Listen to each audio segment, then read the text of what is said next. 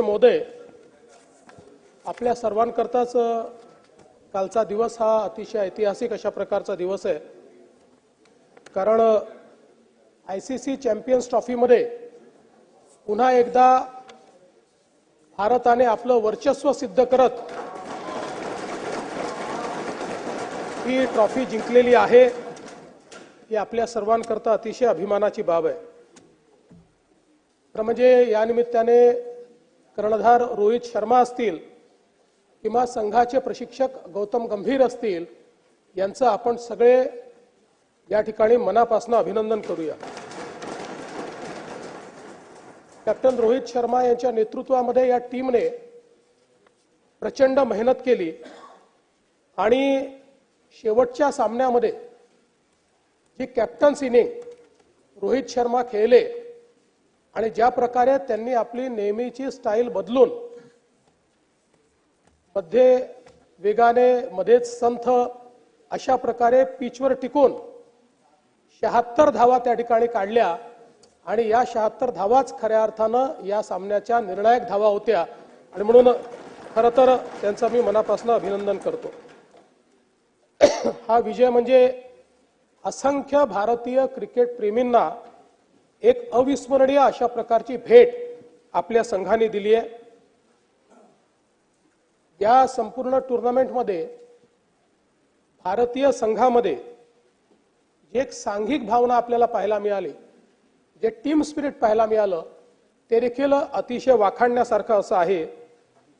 आणि विशेष आनंद या करता आहे की चॅम्पियन्स ट्रॉफी सातत्याने आपल्याला हुलकावणी देत होती आणि मागच्या वेळेसचं एक शल्य देखील आपल्या मनामध्ये होतं, पण ते शल्य आपण या ठिकाणी काल पूर्ण करू शकलो आणि लागोपाठ 2 आयसीसी चॅम्पियनशिप, एक मागच्या वर्षी आणि एक या वर्षी, मागच्या वर्षी T20ची, या वर्षी 50 ओव्हर्सची, अशा दोन्ही जिंकणारा भारत हा एकमेव देश या ठिकाणी झालेला आहे।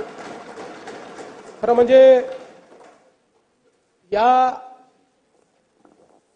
चॅम्पियन्स ट्रॉफीच्या सुरुवातीच्या काळामध्ये अनेक टीकाकार हे त्या ठिकाणी रोहित शर्मा, विराट कोहली यांच्याबद्दल बोलत होते, ते फॉर्म मध्ये आहेत नाही आहेत अशा प्रकारची चर्चा त्या ठिकाणी होत होती।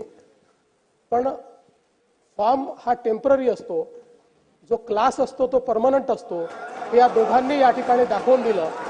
आणि ज्या प्रकारची क्लासी बॅटिंग आपल्याला रोहित शर्मांकडनं आणि त्याच्या आधीच्या सामन्यांमध्ये विराट कोहलींकडनं पाहायला मिळाली, मला असं वाटतं की त्यांनी दाखवून दिलं की अनुभवी पण यंग अशा प्रकारचेच खेळाडू हे दोघं त्या ठिकाणी आहेत। वरुण चक्रवर्ती या खेळाडूचं मला विशेष कौतुक करावं असं वाटतं। आपल्या शालेय जीवनामध्ये ते क्रिकेट खेळले, परंतु त्यानंतर ते आर्किटेक्ट झाले। दुर्दैवाने थोडं क्रिकेटशी नातं तुटलं, त्यांनी आर्किटेक्ट म्हणून नोकरी केली, पण त्यांच्या रक्तात क्रिकेट होतं, पुन्हा क्रिकेटकडे वळले आणि आज त्यांच्या फिरकीपुढे सगळेच्या सगळे त्या ठिकाणी नेस्तनाबूत झाले आणि त्यांनी आपण काय आहोत हे या निमित्ताने निश्चितपणे आपल्याला दाखवून दिलं। आपल्याला कल्पना आहे की वरुण चक्रवर्ती असतील किंवा कुलदीप यादव असतील, यांनी ज्या प्रकारची गोलंदाजी केलेली आहे, अतिशय महत्त्वाच्या क्षणी त्यांनी महत्त्वाच्या विकेट्स काढत समोरचे जे संघ आहेत त्या संघांना मोठ्या प्रमाणात अडचणीत आणलं। आणि काल तर आपण सगळ्यांनी बघितलं की 4 फिरकीपटू घेऊन आपण खेळलो आणि चौघांनीही एक प्रकारे संघाला त्या ठिकाणी न्यूझीलंडच्या बांधण्याचं काम हे मोठ्या प्रमाणात या ठिकाणी केलेलं आपण बघितलं। आणि म्हणूनच काही युवा तर काही अनुभवी अशा खेळाडूंचा हा जो संघ होता, हा अतिशय उत्तम अशा प्रकारचा संघ होता। आपल्याला कल्पना आहे की 1983 साली पहिल्यांदा आपण जेव्हा वर्ल्ड कप जिंकलो, कपिल देव यांच्या नेतृत्वाखाली तो क्षण हा खरं म्हणजे भारतीय क्रिकेटचा वॉटरशेड मूवमेंट होता। आणि त्यानंतर भारतीय क्रिकेटने कधी वळून बघितलं नाही. 83 सालची भारताची टीम जी त्या ठिकाणी इंग्लंडला गेली होती आणि लंडनमध्ये त्या ठिकाणी खेळणार होती, त्यावेळी त्या टीम बद्दल असं बोललं गेलं की हे पर्यटनाकरता चालले आहेत, एखाद दुसरी मॅच खेळतील, हारतील आणि परत येतील.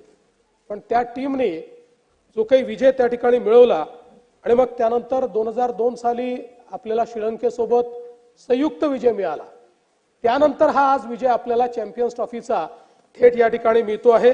दरम्यानच्या काळामध्ये 2007 मध्ये आपण T20 वर्ल्ड कप जिंकलो, 2011 मध्ये एक दिवसीय विश्वचषक आपल्या नावावर केला, 13 मध्ये चॅम्पियन्स ट्रॉफी आपण जिंकलो आणि अर्थातच मागच्या वर्षी 2024 साली T20 आपण अतिशय चांगल्या प्रकारे त्या ठिकाणी जिंकलो. त्यामुळे चॅम्पियन्स ट्रॉफीवर 3 वेळा नाव कोरणारा भारत आता एकमेव देश झालेला आहे. आपल्याला खरं म्हणजे ही जी काही आपली चॅम्पियन टीम आहे, या टीमचं निश्चितपणे स्वागत करायची इच्छा आहे. ते जसं जमेल तसं आपण त्या ठिकाणी स्वागत करू. पण आज क्रिकेटच्या जगतामध्ये भारत हा एक प्रकारे संपूर्ण विश्वाचं नेतृत्व करतो आहे आणि भारतीय टीम इतकी अभेद्य टीम आहे की काल आपल्यापैकी अनेकांनी ऐकलं असेल की जे फॉरेनचे एक्सपर्ट कॉमेंटेटर्स होते ते देखील म्हणत होते की आता भारताची अवस्था अशी आहे की भारताने ए टीम बनवली आणि बी टीम बनवली तर कदाचित याच 2 टीम फायनलमध्ये येतील. अशा प्रकारे भारत आज क्रिकेटमध्ये या ठिकाणी खेळतो आहे. आणि म्हणूनच मी आज या सभागृहाच्या अनुमतीने एक ठराव या ठिकाणी अभिनंदनाचा मांडतो आहे.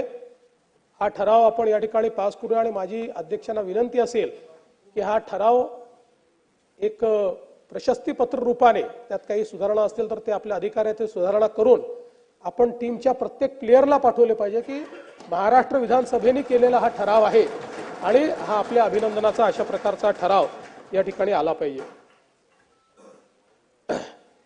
पाकिस्तान व दुबई येथे पार पडलेल्या ICC चॅम्पियन्स करंडक 2025 या स्पर्धेत भारतीय क्रिकेट संघाने अजिंक्यपद पटकावले आहे. त्याबद्दल भारतीय क्रिकेट संघाचे अभिनंदन करण्याचा प्रस्ताव मी या ठिकाणी मांडतो. पाकिस्तान व दुबई येथे पार पडलेल्या ICC चॅम्पियन्स करंडक क्रिकेट स्पर्धेत विश्वविजेता ठरल्याबद्दल भारतीय क्रिकेट संघाचे हे सभागृह अभिनंदन करीत आहे. 9व्या ICC चॅम्पियन्स करंडक स्पर्धेत कॅप्टन रोहित शर्मा यांच्या नेतृत्वाखाली भारतीय क्रिकेट संघाने दैदिप्यमान यश संपादन करून स्पर्धेचे अजिंक्यपद पटकावले आहे. हे आपणा सर्वांकरता अत्यंत अभिमानास्पद अशा प्रकारची बाब आहे. ICC चॅम्पियन्स करंडक क्रिकेट स्पर्धेतील भारताने मिळवलेले हे 3रे अजिंक्यपद असून असे करणारा भारत हा एकमेव देश आहे. ही देखील अतिशय आनंदाची गोष्ट आहे. तब्बल 12 वर्षाच्या प्रतीक्षेनंतर काल दिनांक 9 मार्च 2025 रोजी या करंडकाला गवसणी घालण्याची कामगिरी भारतीय संघाने केली. कोट्यावधी भारतीयांच्या मनातली इच्छा पूर्ण करून विजयाचे धुलीवंदन साजरे केले. संघाचे प्रशिक्षक गौतम गंभीर यांच्या बरोबरच कर्णधार रोहित शर्मा, विराट कोहली, शुभमन गिल, श्रेयस अय्यर, अक्षर पटेल, KL राहुल, रवींद्र जडेजा, हार्दिक पंड्या, मोहम्मद शमी, कुलदीप यादव, वरुण चक्रवर्ती आदी भारतीय संघातील सर्वच खेळाडूंनी केलेल्या दिमागदार कामगिरीचे भरभरून कौतुक करावे असा हा अत्यंत सुखद आणि स्फूर्तिदायक क्षण आहे.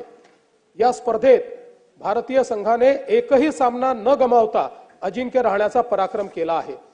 T20 विश्वचषक स्पर्धेचे विश्वविजेतेपद प्राप्त केल्यानंतर केवळ 8 महिन्यांच्या अंतराने सलग दुसरी आंतरराष्ट्रीय स्पर्धा जिंकण्याची किमया भारतीय क्रिकेट संघाने साधली आहे. देशाच्या क्रीडा क्षेत्रात नवे युग आल्याचे हे प्रतीक आहे. भारतीय संघातील सर्व क्रिकेटपटूंचे तसेच प्रशिक्षक, मार्गदर्शक, खेळाडूंचे कुटुंबीय, पाठीराखे व चाहते या सर्वांचे मी या सभागृहाच्या वतीने अभिनंदन करतो. त्यांनी भविष्यातही अशीच उज्ज्वल कामगिरी करावी अशी शुभेच्छा व्यक्त करतो. धन्यवाद. सन्मान्य सन्मान्य मुख्यमंत्री महोदयांनी जो अभिनंदनाचा प्रस्ताव मांडलेला आहे त्या ठरावाला आपण सर्वजणांनी संमत करावं अशी विनंती आहे.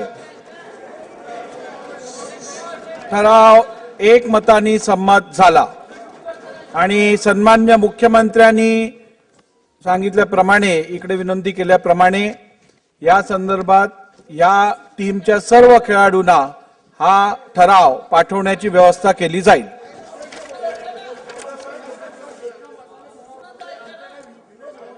की नाही ते ऐकून तर घ्या ना.